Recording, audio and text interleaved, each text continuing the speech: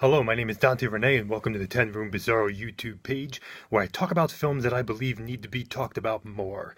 Like tonight's film, 1975's TV movie special, The Nightmare, with a special guest star Vincent Price. This is called The Nightmare, and this is actually a newly released DVD. This is the first DVD edition ever of this TV special movie, The Nightmare, and it comes with the Alice Cooper Welcome to My Nightmare live concert as well. And that comes, but this is the thing that's the rarest right here, is the 1975 TV special, The Nightmare.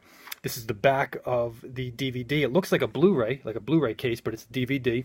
And there's even a booklet on the inside. I picked this up for about $12 on Amazon recently. So we are looking tonight at the Nightmare 1975 TV special, 1 hour and 6-minute movie. Let's get into this film right here, folks. The Nightmare is a special TV movie special that premiered, I believe, at around 11:30 at night in April of 1975 and finished up at about 1 a.m.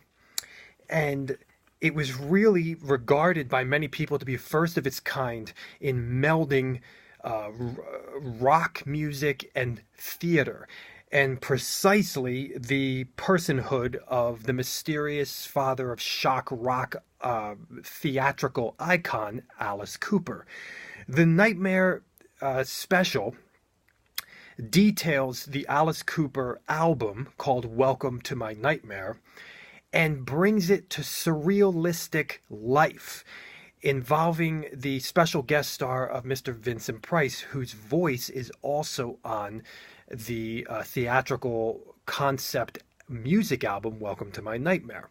And in here, he is playing the role of a kind of a spirit guide of sorts, guiding a young boy through his nightmare. So let's get into this very unique experience, and a very, very surrealistic, unique, bizarre, creepy, wild, theatrical experience. This is the 1975 TV special, The Nightmare. And it's 1 hour and 6 minutes long. With the commercials back in 1975, I probably padded it out to 90 minutes. First and foremost, we're going to look at the music. Now, this is a film that, I mean, the core, the foundation of it is music. Now, the interesting thing in this particular case is that the majority of the music, well, all of the music is from Alice Cooper, and the majority of the music is from his solo album, aptly titled Welcome to My Nightmare.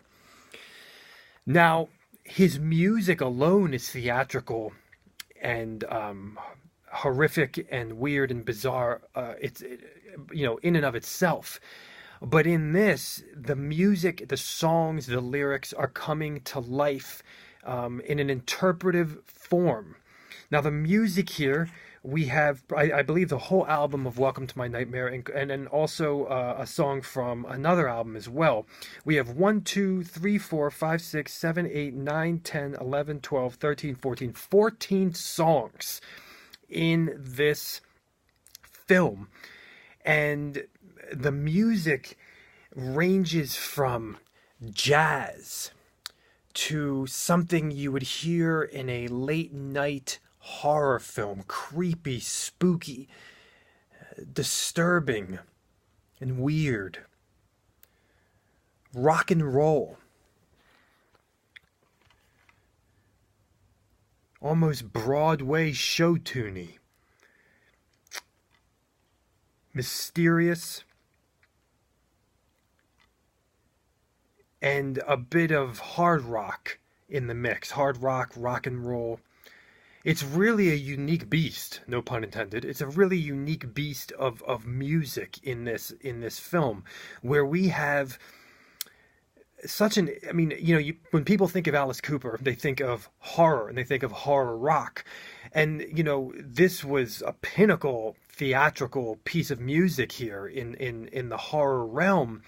but using jazz, using a bit of disco, using Broadway type show tuning, using what would sound like a score to a horror film, to creepy, spooky, bizarre, all of these elements together, and very, very theatrical and surreal and sometimes normal. Now that's what's so interesting. Sometimes it's normal and sometimes it's off the charts, kind of disturbing in the chords. There's this one song in particular where you listen to the guitar work. I mean, we have guitar work, we have saxophone work, but if you listen to the guitar work in one of the songs, I believe it is it could be The Awakening, I believe. It kind of goes out of tune and sounds like a broken children's toy. And there's some weird elements with people's voices in this film as well, with the music, and the song in particular called Years Ago, which that particular song, oh my gosh, it sounds like, there's a person whistling and you hear what sounds to be foreign language of people's voices speaking in like another room or from a television screen. Some very off-putting, bizarre pieces throughout the music here, and very powerful and effective, and something, I mean, it resembles, in here, it's a nightmare concept, but it resembles really like a show, like a theatrical show, like a Broadway show in parts, with an intermission of sorts. That's what it would be like. That's what it feels like. So when we look at the style of this, I mean, this movie is music. The music is the style, but that's not all, because that's just the audio. The music comes to life in this movie. The 14 songs come to life in this movie, with interludes of banter between Vincent Price and Alice Cooper. Alice Cooper playing the lead role of the person sleeping in their bed and living inside of a nightmare, and Vincent Price guiding him throughout the nightmare. And so it's not straight song after song. We kind of have areas where songs reprise themselves, or pieces of songs, and the versions in this movie are different than the versions that are in the album. It sounds a little bit more live, a little bit more raw. Even Alice Cooper's voice does here. His makeup is front and center. Simple eye makeup, simple mouth makeup, like a bizarre, sweaty, surreal, horrific jester, a leader of theatrical ceremonies. His face is disturbing art in and of itself. It's off-putting. And when we mix in human spiders and very bizarre, completely white dancing figures in a mirrored room that is a completely white room, and all of a sudden they are wearing masks in the facial shape and form of Alice Cooper, and when they look to be children, it's even more bizarre and disturbing. We have a frozen section with refrigerators, and a dead woman coming to life in a song called Cold Ethel, that is about necrophilia. And we have a gothic bedroom where Alice Cooper is sleeping while the nightmare is going on. We have a cyclops with a beam of a light coming out of his eye. We have bizarre, partially, just no shirt, no pants, almost tribal looking male dancers with bizarre Halloween masks on, latex masks on. We have, dancers, and we have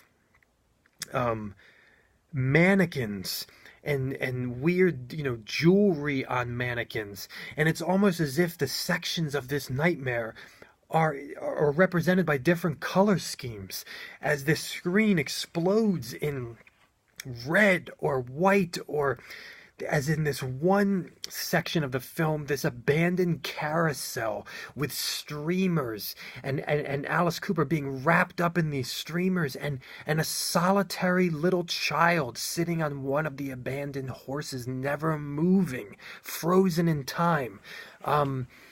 There's a lot of creepy stuff going on here, and a lot of what's interesting, it's horrific, it's Broadway, and it's surreal all at the same time, and adding in a layer of disturbing and peculiar. We have aspects in here, as I'm looking, we have a very disturbing section with a completely black room with just candles in the background, and a straitjacket, and true mental psychosis and insanity, especially as you hear the lyrics detailing the insanity of a mind with children, of a mind with encountering someone who is dying. There's very interesting things. There's as I stated, mirror sequences. There's very unique editing in this film, almost psychedelic at times, but psychedelic in a bad acid trip type of way, where we have sections fading to black. This is probably where TV commercials got put in there, but we also have very bizarre effects. This is 1975. What were the special effects in 1975? What were the video special effects that were happening? And this is some distortions of a face, very bizarre distortions of a face, Alice Cooper's face near the beginning of the film. There's this great scene with a seesaw and Vincent Price and Alice Cooper on either end, and all of a sudden there's a disappearance.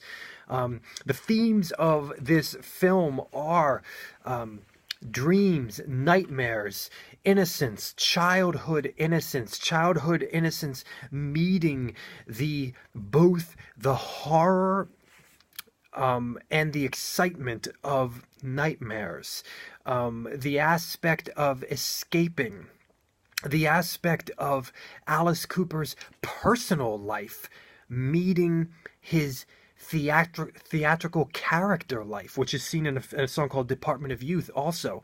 But the dream state, the surreal, and that dreams are our living surreal state. You don't have to, prefer surreal art or not prefer surreal art. We're all born with dreams for the rest of our lives, and these dreams are automatically engaging us in surreal art. The being a prisoner and being a slave inside of your nightmare, and also the freedom of it at the same time. And what is very peculiar and disturbing is that an adult Alice Cooper here is playing a young child, and Vincent Price is addressing him as such, especially on the playground, and there's toys, and there's a baby doll. This is 1975's TV special movie, The Nightmare. Here it is, folks. Thank you so much for watching a 10 Room Bizarro YouTube page where I talk about films that I believe need to be talked about more, like The Nightmare. And boy, putting this on for an hour and 6 minutes is entering into old-time horror, old-time feeling, 70s Halloween, 1970s television, Halloween horror. It feels like the spotlight on the old comedy shows, too. It feels vacant and empty, and like a spotlight is shining.